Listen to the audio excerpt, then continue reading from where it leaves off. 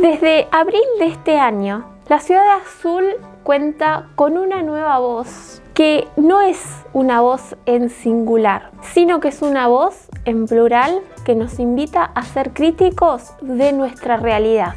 Por eso hoy vamos a hablar con el director de este proyecto, al que obviamente invitamos a conocer, y hablamos nada más ni nada menos que de Francisco Blando, de Azul hasta el Estallido.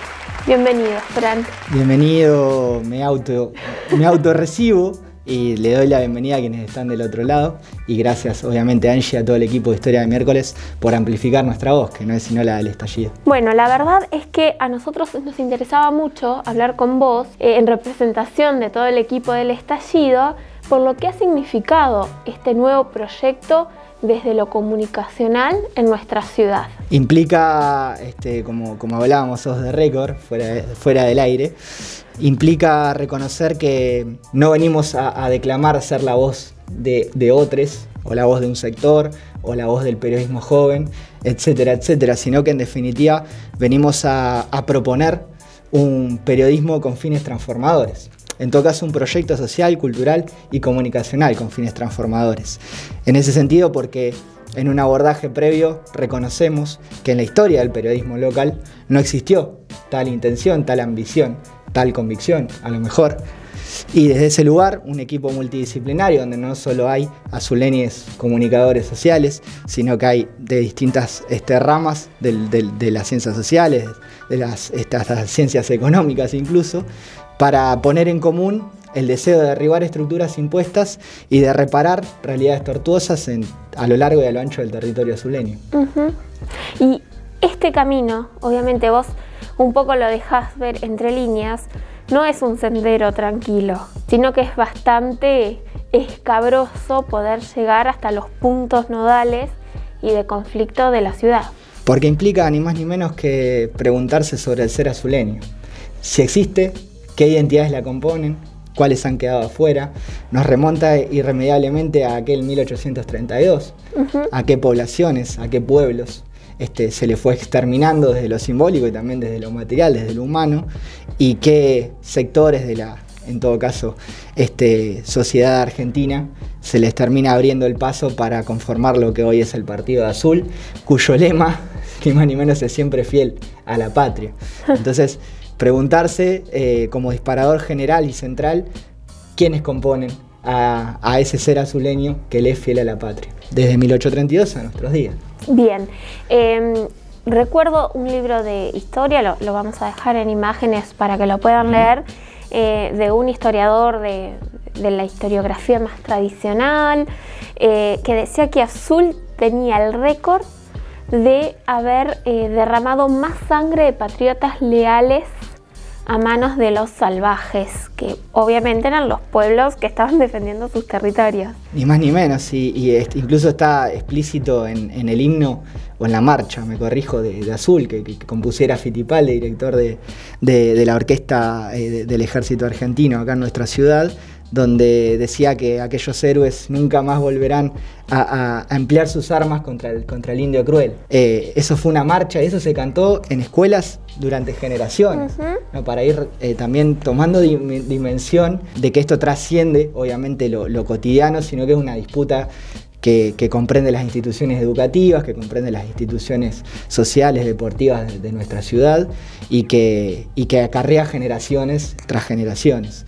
Entonces, obviamente que no solo hablamos de sangre derramada, no solo hablamos de exterminio, sino que hablamos de un auténtico genocidio cultural contra esos pueblos y contra esos sectores que fueron invisibilizados y más tarde o al día de hoy aplazados, ¿no? Y en esto que vos decís, en lo que yo coincido totalmente, creo que hay un punto que han jugado o un rol que ha tenido el periodismo o los medios de comunicación de corte más hegemónico que responden a ciertos intereses. Vos hablabas desde 1832, año de la fundación de Azul, pero en lo que respecta al siglo XX, esto se ha visto muy profundizado, al punto de que este año hemos perdido la casa de Cipriano Catriel y casi pasó inadvertido. Sí, bueno, esencialmente en lo que respecta a la historia del periodismo, al menos una historia más o menos consensuada del periodismo en azul, nos tenemos que retrotraer a 1872, 50 años después de lo que a entender del estallido no fue una fundación sino una colonización, y sabremos dar ese debate cuando llegue diciembre de este año. Lo cierto es que en aquel 1872 se da el arribo o la conformación del Heraldo del Sud, el primigenio, el diario primigenio que tuvo Pavo. Un diario que basaba su escueta página y sus anchas pero también limitadas columnas a narrar fundamentalmente lo que surgía de las correspondencias, ¿no? de las declamaciones epistolares de esa época, y centrándose fundamentalmente en las figuras militares de aquel entonces. Y después tenemos que esperar hasta la llegada del Ciudadano en la década del 20, y 10 años después, en el 33 para ser más exactos, a la llegada del mismísimo diario El Tiempo. Que de nuevo van a responder a las clases medias, van a responder, cuando no, también a la aristocracia azuleña, que esperaba también verse reflejada en esas páginas. Y es necesario aclarar que esos, que fundamentalmente el que va a pasar a ser el monopolio de mediático azuleño, que es el diario El Tiempo, comienza un ascenso estrepitoso, siempre en correlato con los avances de dictaduras o con los avances de gobiernos liberales, a punto tal de que el diario El Tiempo empieza a publicarse los 7 días de la semana, un 1 de junio de 1981. No tengo que explicitar qué sucedía con el terror más profundo que ha padecido el pueblo argentino, y que no es de ninguna manera azaroso que ese medio haya crecido exponencialmente del 76 en adelante, a publicarse los 7 días a la semana, a tener la telefoto, la radiofoto, es decir, ya tener o disputarse de par a par con los grandes medios nacionales en materia de calidad de impresión y demás, aplazar a los otros medios como el mismo Ciudadano, y en definitiva a abrazar por sí solo y ser unánime como medio de difusión de esta ciudad. Entonces, en resumidas cuentas, cuando pensamos quiénes tienen los archivos, quiénes conservan el patrimonio fotográfico, periodístico, y que recae en esa redacción, terminamos de interpretar el acaparamiento de un monopolio, como es en el caso del Tiempo, en nuestra ciudad, y cuán necesario es defender esa memoria colectiva de quienes la acapararon desde siempre. Vamos a aclarar que estamos en este momento con Fran en Radio Azul, y te vamos a preguntar en ese sentido por qué el estallido tiene su difusión, al menos la parte que se corresponde con la radio, justamente en Radio Azul. Porque es nuestra trinchera por correspondencia. Ineludiblemente, desde su aparición, que fue la voz de la región, así se autoproclamó, lo hizo con la intencionalidad de acaparar, o de al menos dar amplificación a las voces rurales, a las voces aplazadas desde lo geográfico, pero también desde lo social, desde lo cultural, desde lo económico y desde lo político. Y en esa correspondencia de antaño también se le fue agregando un valor al hecho cultural. Tenemos acá a nuestro lado un piano donde han pasado orquestas como la de Aníbal, como la de Héctor Troilo, como un poquito más acá el mismísimo Sandro, los Chalchaleros. Bueno, podríamos seguir toda la tarde, pero desde la veracidad informativa y desde las propuestas culturales y artísticas ha sido un faro para toda la región. Y hoy no solo lo sigue siendo, sino que además desde hace ya casi 20 años es una cooperativa de trabajo limitada. Entonces, como testimonio de lucha, de resistencia, nadie puede poner en discusión que los trabajadores de prensa de este medio lo hacen por amor a esa veracidad, por amor a esa denuncia propositiva, por amor a un periodismo comunitario que transforme realidades tortuosas en nuestro partido. Me gustaría, hablando de nuestro partido y de la información, hablar de dos cosas con vos. En primer lugar, lo que tiene que ver con los bustos que fueron sacados o destruidos en el último festejo de la Copa América de Argentina. Porque no sé por qué intuyo de que tenés una visión bastante crítica al respecto de quiénes estaban y de quiénes deberían estar.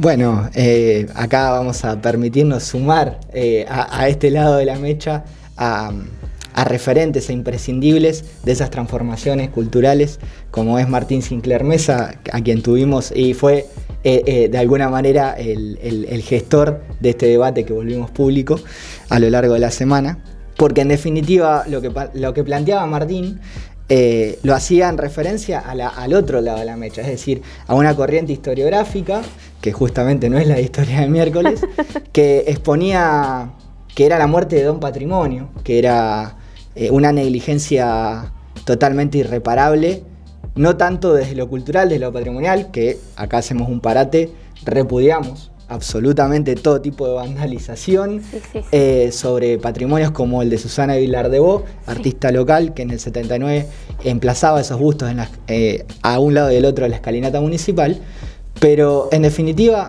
se ponderaba el valor de Adolfo Alsina y de Pedro Burgos como insustituibles para consagrar el devenir azuleño. Es decir, no había más figuras allá de uno y del otro que pudieran representar con mayor cabalidad y transparencia la fundación y el después de estas tierras. Y de pronto, cuando pensamos que esas estatuas no son originarias, sino que les preceden las de Eva Perón y las de Juan Domingo Perón, así es. Nos encontramos con que en definitiva, bueno, la discusión siempre fue la misma, la discusión fue ideológica, la discusión fue política, y como lo cultural es político, también nos preguntamos por qué antes de los de Eva y los de Juan Domingo, por qué antes de los de Alsina y los de Burgos, no se preguntaron por los afros, por los aborígenes o los pampas en nuestra región y los criollos. ¿Por qué no tampoco se preguntaron por las mujeres y las minorías que tuvieron, o las disidencias, me corrijo, que tuvieron también desde la colonización de estas tierras en adelante un protagonismo ineludible en el devenir azuleño? Entonces, ese es el debate. El debate es quiénes, o sea, qué sectores que han quedado postergados históricamente deberían estar ahí, y al mismo tiempo, ¿por qué la sociedad azuleña nunca tuvo participación o nunca se le invitó a ese debate? Y me gustaría hacer a mí ahora un paréntesis, porque como vos bien decís, antes de Burgos y de Alsina, y nos sumamos a ese repudio de la vandalización de la obra de Susana, pero los bustos de Eva y de Perón fueron sacados por la Revolución Libertadora. Entonces hay como un cierre perfecto a la cuestión ideológica, a la cuestión política ligada a lo cultural y a lo que sería la tradición azuleña. Y en este sentido viene la otra pregunta, porque hace unos años escuchamos que Azul es ciudad cervantina, y esta definición no ha podido coexistir con la de raíces pampas, que antes se escuchaba mucho más, que ha desaparecido. Es como que nuestras raíces pasaron de ser pampas a ser españolas. Con esto también no queremos despreciar la obra de Cervantes ni la colección de Ronco, pero sí hacer una autocrítica y poner el ojo en la definición de ciudad que estamos dando. Insoslayablemente, como lo planteaste vos, Angie, hay, aparte de ese debate en la que la sociedad nunca estuvo, que es el de los bustos, que es el de los espacios públicos, que es el de las calles, los nombres de las calles que atravesamos cotidianamente, tampoco estuvo presente la sociedad en el debate sobre el mote del Festival Cervantino o el de la ciudad cervantina de la Argentina, que termina otorgando la UNESCO, ni más ni menos, y que nos hermana con una ciudad mexicana y que nos vuelve referencia o faro cultural en la región y más allá de los océanos. Ahora bien, vos señalás que tiene que haber una coexistencia, y en eso vamos a coincidir. No se habla de aplazar una para poner en consideración otra. Ahora bien, cuando vamos a ese 2007, año de inauguración del festival, y nos encontramos que la plazoleta respecto a los primeros pobladores, que había sido diseñada por la Escuela 62, una escuela que se debe a la educación pública, que se debe a los descendientes fundamentalmente de la comunidad catrilera, había diseñado desde el año 99 esa plazoleta y tiene que esperar hasta el 2007 para que la aprueben y la hagan y la gesten en correlato con la plazoleta del Quijote, cuando nos encontramos que mientras tanto sigue existiendo las calles Colón, las calles Roca y apenas una avenida que tiene el nombre de Costanera Catriel, cuando seguimos interpretando que en aquel 2007 flameaban las banderas españolas y uno pasa hoy por la plazoleta de los primeros pobladores y las banderas Pampa o las Huipala están deshilachadas y al borde de deshilacharse por completo, cabe responderse que la victoria termina siendo de quienes imponen la ciudad cervantina, aún viendo hoy, con ese diario del lunes, que los sectores aplazados de la sociedad azuleña no han encontrado, no han hecho carne el mote de Festival Cervantino. No se sienten cervantinos, no se sienten Quijotes, es cierto, tampoco se sienten catrileros o se sienten pampas. Entonces el debate de raigambre histórica sigue vigente y sigue siendo necesario dar, ¿verdad? Totalmente, cuando decías los de las calles también pensaba en la calle Rausch y, sí, son muchos. Y en la movida que hasta Osvaldo Bayer vino a nuestra ciudad, a la escuela que está ahí en la calle, estamos hablando 504 creo ¿sí? que es, escuela 504, que cambió su nombre a Arbolito. Ni más ni menos. ¿No? Entonces hay una cuestión que nos motiva, que nos mueve a pensar estas cuestiones. Yo desde lo personal creo que para ahí faltan los espacios y que Azul hasta el estallido es uno de esos espacios que nace con este fin. Y que de alguna manera, orgullosamente, previo al lanzamiento del proyecto, en calidad en su momento como presidente del Centro Universitario Azuleño, si hablamos de instituciones transformadoras, tuve ese privilegio de poder presidirla y por entonces no solo pudimos desarrollar la primera semana por la memoria, la verdad y la justicia acá en Azul, sino que además pudimos acompañar las luchas de reparación histórica que lleva adelante la comunidad catrelera, que felizmente, entre paréntesis, uno puede hablar de la restitución de los restos, incluyendo el poncho del mismo Cipriano Catriel, pero que vale interpretar esto, siguen sin tener personería jurídica, siguen sin tener una sede propia, tienen apenas una plazoleta en las condiciones deplorables y de desidia como las que mencionaba, y fundamentalmente siguen reclamando tierras que les son propias, tierras donde hoy hay un ejército, tierras donde hoy hay una plazoleta que cuando se inauguró hablaron de encuentros de cultura, ¿no? Por entonces el intendente Omar Duclos decía que ese puente que cruzaba el arroyo iba a simbolizar el encuentro entre los españoles y nuestros paisanos los indios. Y bueno, sabemos lo erróneo que es, lo atrozmente erróneo que es esa interpretación. Y sin embargo nos encontramos con que medios como proyectos como El Estallido, en definitiva Historia de Miércoles, nos proponemos sentar un debate que debería ser estatal, un debate que debería ser comunal en definitiva, y que sigue siendo postergado y aplazado. Quizás vale preguntarse si es por la ignorancia, el desconocimiento, cuando no el desprecio del Ejecutivo Municipal. Porque cuánto influiría que el intendente de la Ciudad Azul fuera el que presentara estos debates y que después corriera el juego al Consejo Deliberante y demás. ¿Cuánto influiría, cuánto atraería a los sectores sociales que lo haga el intendente? Sí, totalmente de acuerdo. E inclusive también el legislativo podría generar estos lugares de encuentro, como vos decís.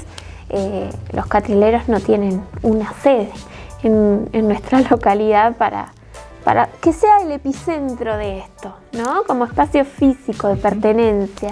Incluso, me permito hacer otro paréntesis, vos hablaste de que recientemente se había procedido a desmoronar lo que quedaba de lo que entonces había sido la casa de Cipriano Catriel.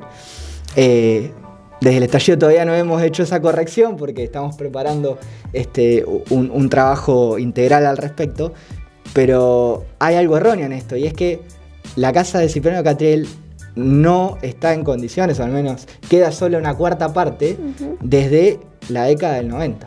Es decir, no sucedió en este 2021, ni siquiera en esta década en la que estamos y en la que nos precede, sino que hace más de 20 años que se encuentra en el estado en el que uno puede ver transitando la calle Colón. Y que, qué simbólico. Ni más ni menos, ¿no? Para seguir con las simbologías. Y es una casa, me corrijo, que desde la década del 70, la entonces concejal Musso había propuesto que tenía que ser un patrimonio cultural, histórico del partido. Estamos hablando de años 78, pasan más de 20 años, la casa es vendida a un empresario. En las sombras, este empresario toma la determinación de una noche, literalmente, si hablamos de sombras, proceder a destruirla.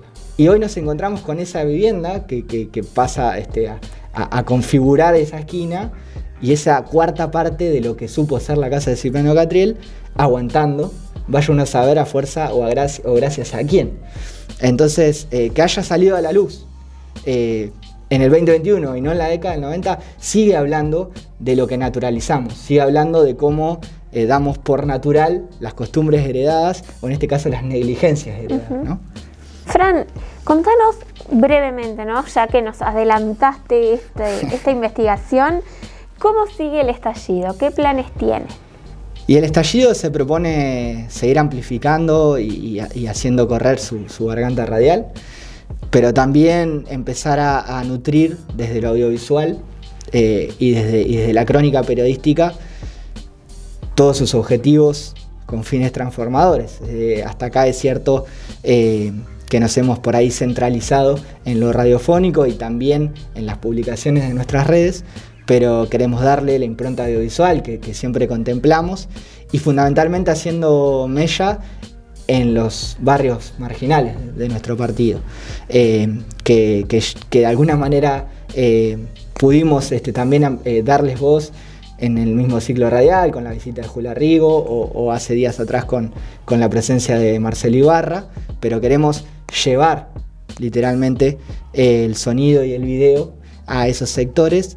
Queremos que ellos manejen literalmente nuestras cámaras, que muestren las condiciones inhumanas en las que atraviesan no solo la pandemia del coronavirus, sino la del hambre y la miseria.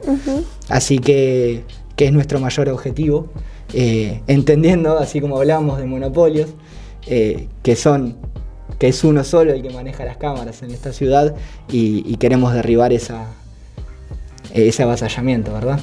Bueno, ¿cómo los encontramos?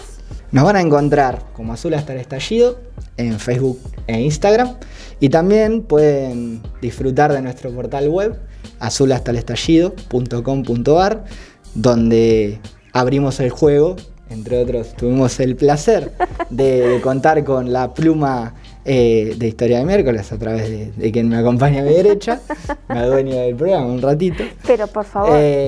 Y obviamente cuentan los lunes y miércoles de 16 a 18 horas con la chance de escuchar a mí, pero escuchar la garganta del estallido acá, sino en la radio del pueblo, en Radio Azul, Cooperativa de Trabajo Limitada. Que está en el 1320 del dial AM. También pueden seguir la transmisión a través de Facebook Live, creo que no en Instagram, pero sí en Facebook. Así que, y si no, obviamente para los les nostálgicos, sintonizar el dial que ya sale de memoria. Así es, el dial azuleño. Bueno, Fran, no tenemos más que palabras de agradecimientos por el espacio, por el tiempo, por invitarnos a la radio, a poder compartir esta charla, que me parece que salieron un par de cosas súper interesantes. Súper interesantes porque, en definitiva, lo que une a estos sendos proyectos que te tienen a vos y a mí y a un equipo detrás de cada uno es la convicción de que todo puede ser cambiado, de que cuando hablamos de esas estructuras impuestas, de esas realidades tortuosas, la comunicación, la palabra, pueden ser acciones y pueden devenirse en esas transformaciones y en definitiva que el tiempo es hoy y que nos toca asumir ese compromiso. Entonces, sabiendo que esta no va a ser sino la primera de muchas idas y vueltas entre Historia de Miércoles y Azul hasta el estallido, les agradecidos somos nosotros. Bueno, así esperamos, seguramente va a haber más novedades como dice Fran, de futuras intervenciones en conjunto. Les agradecemos que hayan mirado hasta acá la nota. No se olviden de suscribirnos, de seguir a los chicos, a les chiques mejor, porque no conozco a todo el equipo, pero supongo que debe ser les chiques. Les chiques, porque definitivamente, más allá de mi referencia como director, hay una decisión de salvaguardar a ese equipo multidisciplinario de comunicadores, de psicólogos, de licenciados en economía, de fotógrafos, que pueden hacer su laburo en las sombras, pero buscando brillar en esas transformaciones, y obviamente que su trabajo, o al menos mi desempeño, es lo que saca a relucir ese laburo entre sombras, pero que de ninguna manera está oculto, sino que brilla a través de un interlocutor, como me toca en este caso ser a mí. Bueno, muchas gracias a ustedes y nos vemos pronto.